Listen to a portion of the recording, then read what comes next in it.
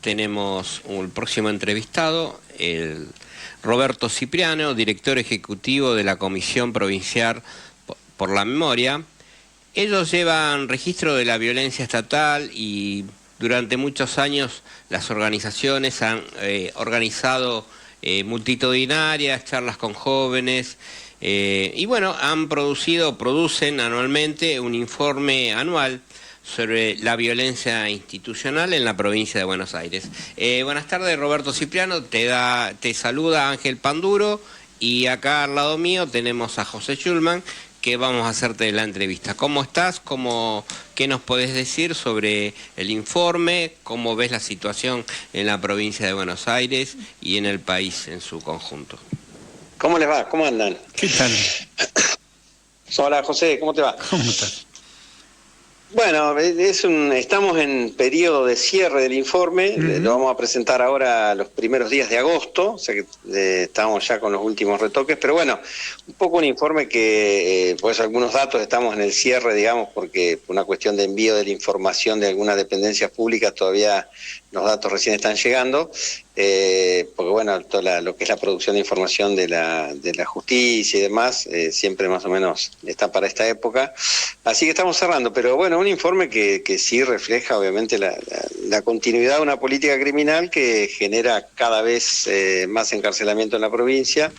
Hubo de año a año un 5% de crecimiento de la población encarcelada entre el 2023 y el 2024, y de la mano de eso también obviamente ha crecido la sobrepoblación, que ya está en niveles cercanos al 120% en las cárceles, y bueno, y también obviamente pese a las calcular que se han construido desde que asume esta gestión cerca de 6.000 plazas penitenciarias, y bueno, hay cerca de 11.000 nuevas personas, digamos, ¿no?, que ingresaron al sistema, o sea que, bueno, también lo que está demostrando, digamos, es una tendencia al crecimiento exponencial de la población encarcelada, y bueno, y un problema que es endémico en la provincia, ¿no?, que se sigue reproduciendo sin que haya posibilidad de que se reviertan esas políticas, ¿no?, porque además hay una selectividad importante del sistema. Obviamente todos los que terminan presos son jóvenes, pobres, de los barrios populares, de las villas miserias, digamos.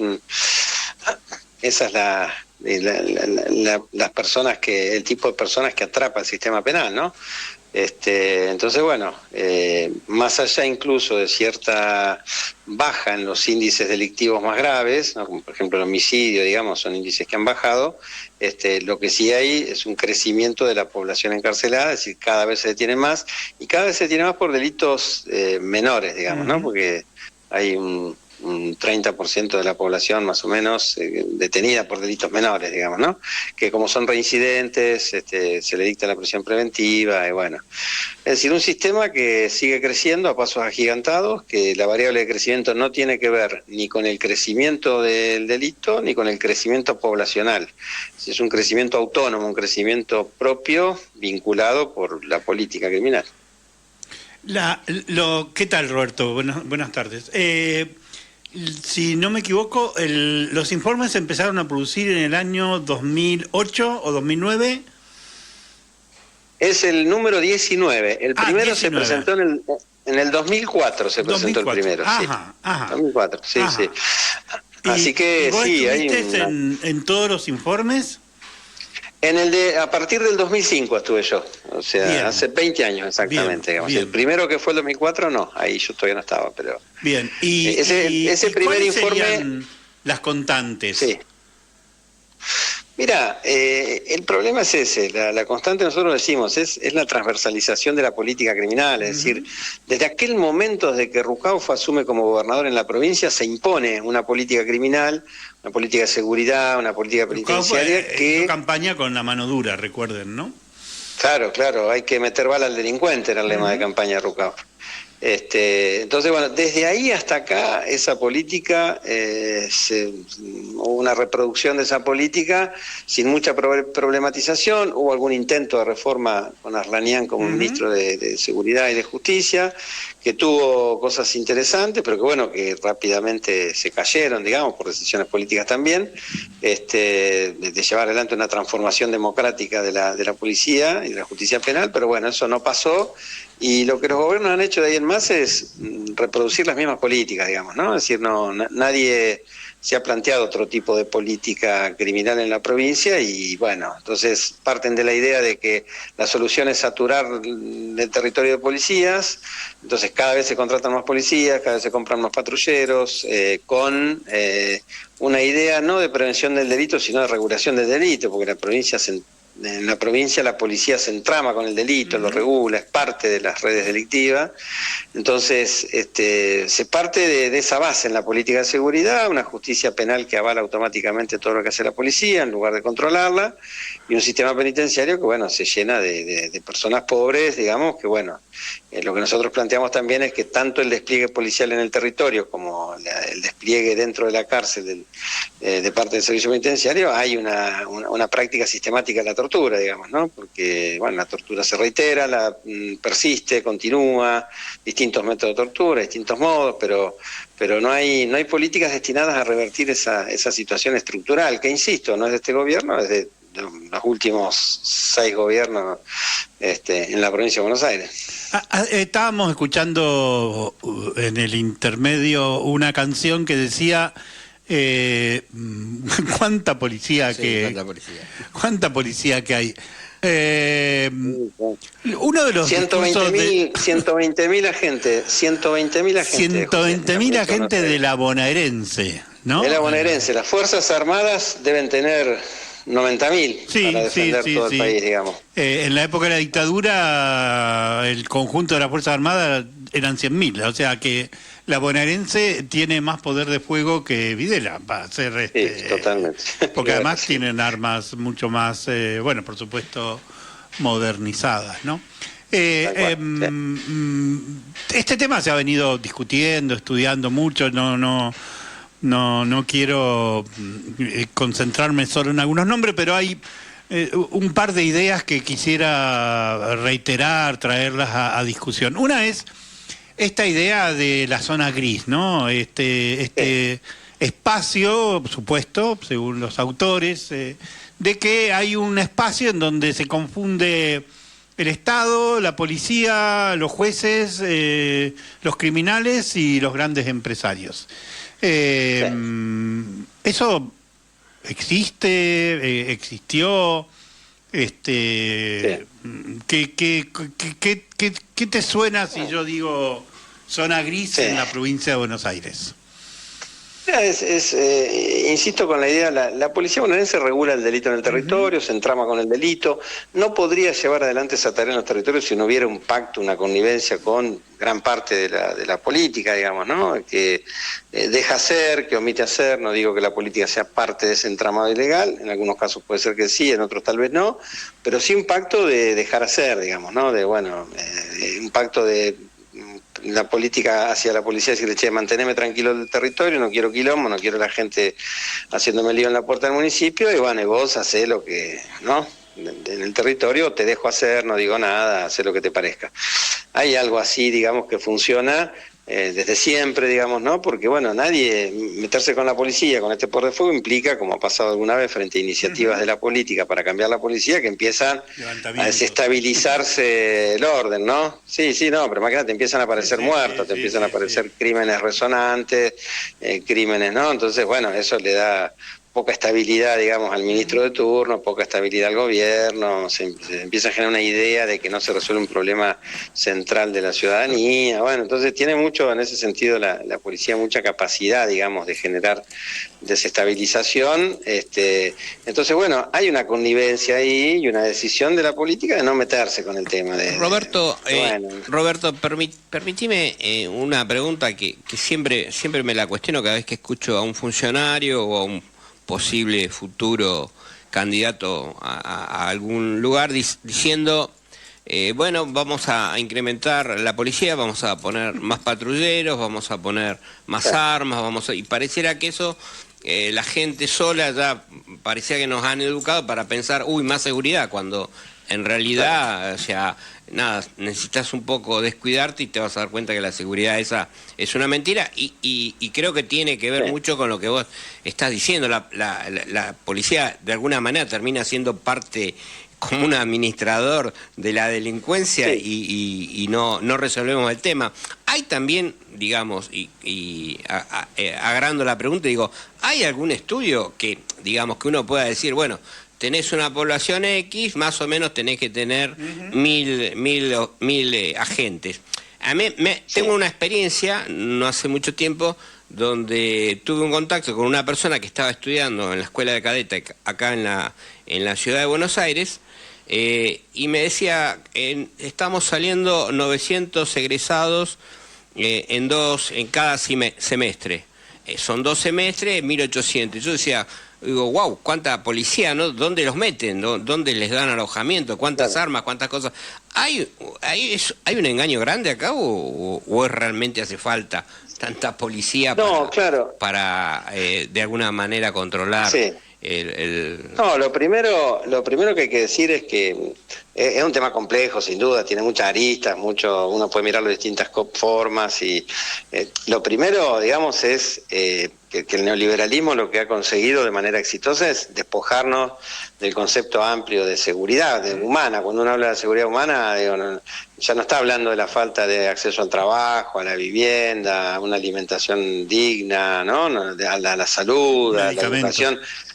No, claro, uno está hablando ahora de la inseguridad ciudadana, esto de que salgas a la calle y te asalten. Entonces han logrado que la gente, cuando habla o cuando se habla de inseguridad o cuando le hablan de inseguridad, entienda que la cuestión se refiere al asalto callejero. Eso por un lado, ¿no? Es toda una operación que se ha hecho para eso, ¿no? Los grandes medios empresariales, de la política también, digamos. Ahora después sí está demostrado en el mundo que los países más seguros son los países más inclusivos o con políticas más igualitarias, digamos, ¿no? A mayor igualdad, menos problema de este delito callejero. Cuanto más prosperidad y bonanza económica, más inclusión hay menos delito callejero. Y después también que hay una construcción, que yo no digo que no exista el delito y que hay delitos graves y que por supuesto uno no quiere que exista ni un solo homicidio, pero hay datos muy objetivos. O sea, por un lado las investigaciones penales preparatorias en la provincia de Buenos Aires vienen manteniendo una meseta. Ahora hay 1 millón de causas al año que se inician. Es una meseta, digamos, por ahí disminuye un año, sube un poquito el otro, pero está ahí, no es que hay un crecimiento exponencial de las denuncias penales por delitos. Claro, cuando decís esto la gente dice, bueno, lo que pasa es que nadie denuncia porque la justicia no hace nada, pero si uno va a indicadores objetivos difíciles de esconder, como es el homicidio doloso, uno puede ver que efectivamente en la provincia de Buenos Aires y en la Argentina, incluso hay una baja de los índices de homicidio doloso, que se mide en cantidad de muertes cada 100.000 personas. La Argentina ha llegado a un índice de homicidio doloso de 4,5 personas, ahora es incluso un poco menos, 4,2 de cada 100.000. Vos pensás que en Estados Unidos se mueren 5,5 de cada 100.000. ¿No es cierto?, en homicidios dolosos, que son los homicidios con intención de matar. Sí. Y en países centroamericanos o de la región, estamos hablando de 30, de 40 de cada 100.000. Entonces uno dice, bueno, Argentina tiene un índice bajo de homicidios dolosos, o sea, no es que te matan por todos lados en la calle a mansalva. Ahora, cuando vos mirás el homicidio culposo, de accidente de tránsito, por ejemplo, vos tenés 13 o 14 de cada 100.000, es decir... 4 veces más. ¿No? Que sería... Claro, es un riesgo mayor salir a la calle y que te atropelle un auto a que salgas y te asalten y te maten en un asalto. Hay más riesgo en el accidente de tránsito que en el asalto. Ahora, esto no es problematizado de esa manera por la sociedad, digamos, ¿no? El accidente casi que es una fatalidad, que es algo con lo que, bueno, sí, si te toca, te toca. Cada uno maneja como quiere, porque eso es la libertad, ¿no? Exacto, claro. Entonces, bueno, hay muchas cosas para desmenuzar en relación al tema, digamos, y no, claramente la saturación policial no resuelve cuando vos tenés una institución, o sea, más policías no te resuelve cuando tenés una institución que es estructuralmente corrupta, ¿no? Enlazada con el delito organizado, o sea, nunca va a contribuir a resolver el problema de la seguridad. Lo que puede llegar a ayudar en este contexto es sí fortalecer un poco otras áreas del Estado que intervengan en los territorios de otra manera, ¿no? De más fortaleza a los equipos técnicos de las escuelas para la inclusión educativa, más fortaleza a la unidad sanitaria. una propuesta muy provocadora, muy provocativa, muy inteligente de la ex ministra Sabina Frederick, que decía que ¿por qué a nadie se le ocurre cuando un menor de edad, por ejemplo, comete un delito grave, convocar al Ministerio de Educación? ¿Por qué no se les ocurre convocar al hospital que lo atendió? ¿Por qué no se les ocurre convocar a todas las instancias que han tenido que ver con el desarrollo de niñez, de ese adolescente, y que lo único que se le ocurre es convocar a los policías, ¿no? Citando sí. a quien no está preparado para quien no está preparado para resolver el tema. La policía no está preparada para resolver los problemas de la pobreza, de la violencia intrafamiliar, digamos, no está preparada para eso. Entonces se le pide también a la policía que resuelva todas esas cosas y no lo va a poder resolver nunca. Por el contrario, como es una fuerza que funciona en torno a una práctica violenta cotidiana, lo que hace es esa violencia, utilizarla para resolver esas situaciones. Sí, y buscan de bajar la ley de imputabilidad también, ¿no? Como para que por ejemplo, ya de niños ya queden presos directamente. Tal cual. Recuerdo, cité a Frederick y no puedo menos que preguntar, ¿cómo se explica que cambien los gobiernos? Bueno, en la provincia de Buenos Aires ha habido prácticamente gobiernos peronistas, aunque de peronismos de muy diversa talla, ¿no? Porque sería injusto decir que Kicillof y Rukov son del mismo peronismo. Bueno, evidentemente son de otro peronismo. Pero Bernie fue el ministro de Kicillof. Hay algo acá que no encaja, porque se supone que venimos todos de un tronco nacional, popular, revolucionario, de izquierda, o como se lo quiera llamar, pero algunos de nosotros defendemos los derechos de las personas, aun cuando estén encarceladas, otros no. Algunos de nosotros estamos del lado de Luciano Arruga y otros del lado de la bonaerense. Y, citándolo Ángel, no veo la menor promesa de mejorar la situación de los derechos humanos en la provincia de Buenos Aires al arrancar el nuevo Frente Fuerza Patria, creo que se llama. Y si uno ve personajes como Massa que sobresalían y sobresalen en el discurso represor de mano dura, Massa convocó poco antes del comienzo del exterminio en Gaza a un congreso mundial en apoyo al sionismo, y recuerdo que se peleaba con Milei quién era el más antipalestino, ¿no? Entonces, desde el punto de vista ya no como abogado, sino como un pensador de estos temas, ¿cómo se entiende este progresismo que se queda en la puerta del Ministerio de Seguridad? ¿Cómo se explicaría esto? Es difícil de explicar porque ciertamente... Perdón, es una pregunta sin respuesta. Es de las preguntas difíciles. Sí. No, porque no están dispuestos realmente, no están dispuestos a dar esa disputa, esa pelea, digamos, ¿no? Porque se cree que eso es piantavoto. Es una asunción muy...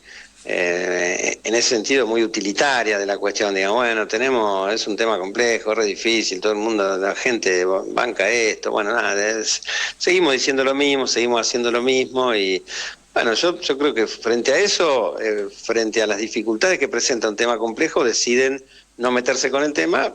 Es cierto que hay muchos otros temas con los cuales meterse, eligen otros y no están dispuestos a dar estas peleas que le pueden ser muy piantavotos, digamos, ¿no? Y además yo creo, esto cómo condiciona a la policía, ¿no? Con el control territorial que tiene también, digamos, empiezan a hacer un desastre en el territorio y entonces eso tiene un impacto en los medios y en la sociedad, pero sí hay una coincidencia de los gobiernos en sostener y repetir ese modelo, ¿no? Y vos lo decías, vos lo escuchás a Ritondo, que era el gobierno del ministro de Seguridad de Vidal, lo escuchás a Bernie o a Alonso, que está actualmente en el Ministerio de la Provincia, y es lo mismo escucharlo a al sheriff Granados, que era ministro de Scioli, o al propio Stornelli, mirá vos, es Stornelli, Me acuerdo, Granados, Stornelli. Cuando aparecían toda clase de policías municipales, barriales, por club. Exactamente. Bueno, este es un tema muy, pero muy polémico, muy difícil, y por eso este jueves a las 5 de la tarde vamos a conversar, discutir, hacerle preguntas aún más difíciles a Roberto Cipriano en la Casa de las Madres, con la presencia de las madres que, bueno, siempre están del lado que corresponde, del lado de los que pelean y del lado de las víctimas. Este jueves, 17 horas, en la Casa de las Madres, bueno, vamos de alguna manera a conversar sobre los 19 informes, que miren qué nombre que se puso en el 2004, ¿no? No sé si desde entonces. Exactamente. El sistema de la crueldad. Para los que creen que Milei la inventó, no. La crueldad viene de largo y habrá que pelear mucho para terminar con ella. Por suerte contamos con compañeros como Roberto que dan la pelea y bueno, nosotros contribuimos a amplificar su mensaje y su discurso. Gracias, Roberto. Bueno, muchísimas gracias a ustedes y bueno, el jueves nos encontramos allá. Nos encontramos el jueves allá, Roberto. Muchas gracias. Abrazo enorme. Bueno.